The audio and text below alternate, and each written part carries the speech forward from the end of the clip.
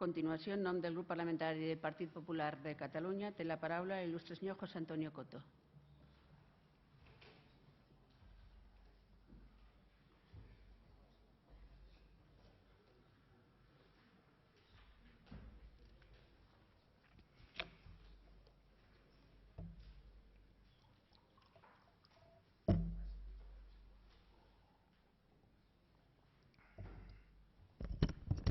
Senyora presidenta, senyores i senyors diputats, l'autor intel·lectual del tripartit, Esquerra Republicana de Catalunya, presenta una moció ara sobre ocupació, el qual sempre és positiu, tot i que arribi molt i molt tard.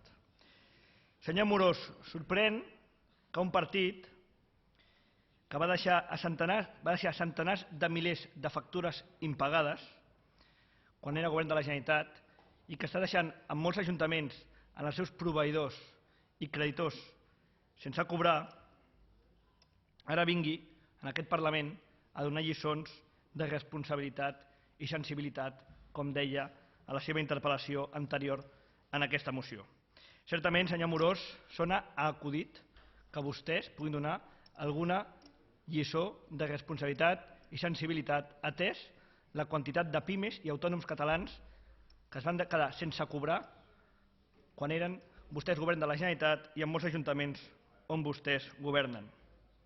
Senyor Amorós, no hi ha crueltat més gran que deixar desenes de milers d'autònoms i pimes que després d'haver fet la seva feina no han pogut cobrar. No hi ha crueltat més gran que contractar serveis que un sap que no podrà pagar, com van fer vostès amb centenars de pimes i autònoms a Catalunya que continuen fent en molts ajuntaments. Aquest és el seu balanç de govern. Per tant, lliçons per part seva les justes. Però miri, senyor Amorós, com a vostè li agrada molt parlar de la política competència del Congrés dels Diputats, perquè sembla que vostè no està a gust en el Parlament de Catalunya, li explicaré la sensibilitat i responsabilitat del seu partit amb els diners dels contribuents. Vostès, el seu partit, Esquerra Republicana de Catalunya, en aquesta legislatura, al Congrés dels Diputats, va formar part durant un dia del grup parlamentari d'Izquierda Plural al Congrés. I sap per què ho van fer, senyor Amorós? Sap per què durant un dia Esquerra Republicana de Catalunya va formar part del grup d'Izquierda Plural al Congrés? Per cobrar les subvencions del mailing, que no els tocava. És a dir, vostès van preferir no intervenir en el debat d'investidura al Congrés apuntant-se a un grup parlamentari que van deixar el dia següent per un objectiu molt noble, no? Cobrar una subvenció que no els tocava, atès que vostès només tenen 3 diputats al Congrés dels Diputats. Per tant, lliçons seves de sensibilitat després del que fan amb el diner públic, certament cap ni una, senyor Amorós.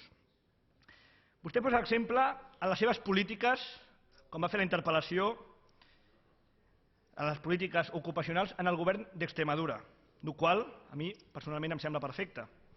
Però, senyor Amorós, sap qui governa a Extremadura? Sap qui? Doncs a Extremadura governa els que vostè anomena irresponsables, insensibles i cruels. El que demostra la seva perpètua contradicció en la que viu, d'anomenar-nos amb objectius tan amables i sensibles i simpàtics com cruels, irresponsables i insensibles, i tot seguit posar d'exemple com a bona política les d'un govern d'aquest mateix partit, com és el govern del Partit Popular a Extremadura. Per tant, el primer que li demano, senyor Amorós, és coherència. Sé que és difícil per un partit que és capaç de canviar de grup en un dia per cobrar una subvenció, o que deixa, per exemple, 37 milions de factures impagades a l'Ajuntament de Reus, de proveïdors i creditors, de pimes i autònoms catalans. I ara exigeix, i ve aquí a exigir, polítiques de més despesa.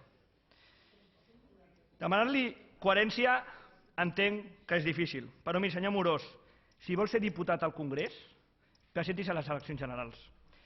Si té una alternativa a la política nacional, vagi on es pot fer, al Congrés dels Diputats. Però no vulgui convertir el Parlament de Catalunya en una subseu, en una comissió parlamentària del Congrés dels Diputats.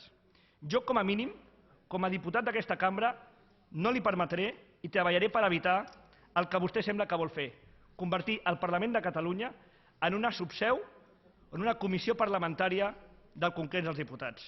Jo li dono, i per mi mereix molta més dignitat al Parlament de Catalunya que no sé com vostè sembla que treballa perquè sigui una subseu o una comissió parlamentària de les Corts Generals. Jo això, ja li dic, no li permetré i treballaré per evitar-ho. I en quant a la nostra política laboral, el Partit Popular de Catalunya continuarem defensant en aquest Parlament el màxim suport a les pimes i autònoms catalans, base del teixit productiu català. Una reforma en profunditat del Servei d'Ocupació de Catalunya. Les seves polítiques... Senyor diputat, se li ha acabat. Ja acabo, senyora presidenta. Les seves polítiques, després de 7 anys de tripartit, van portar a que fos més útil pels aturats Infojobs que no pas el Servei d'Ocupació de Catalunya. Per tant, nosaltres el que defensarem és incorporar, efectivament, la iniciativa privada i canviar la subvenció per l'incentiu. Posar l'excel·lència a la formació professional per disposar d'un capital humà que ens permeti ser a Catalunya el pol industrial del sud d'Europa. I una política pressupostària que permeti fer viables i sostenibles les polítiques actives d'ocupació. És a dir, un projecte polític... Senyor diputat. Ja acabo, senyora presidenta, 10 segons. És a dir, un projecte polític, el nostre, diametralment oposat al del tripartit, és a dir, el seu, el d'Esquerra Republicana de Catalunya. El que sorprèn enormement és que Convergència i Unió s'estigui aliant en matèria d'ocupació amb els autors intel·lectuals del tripartit Esquerra Republicana de Catalunya. Moltes gràcies, senyora presidenta, senyores i senyors diputats.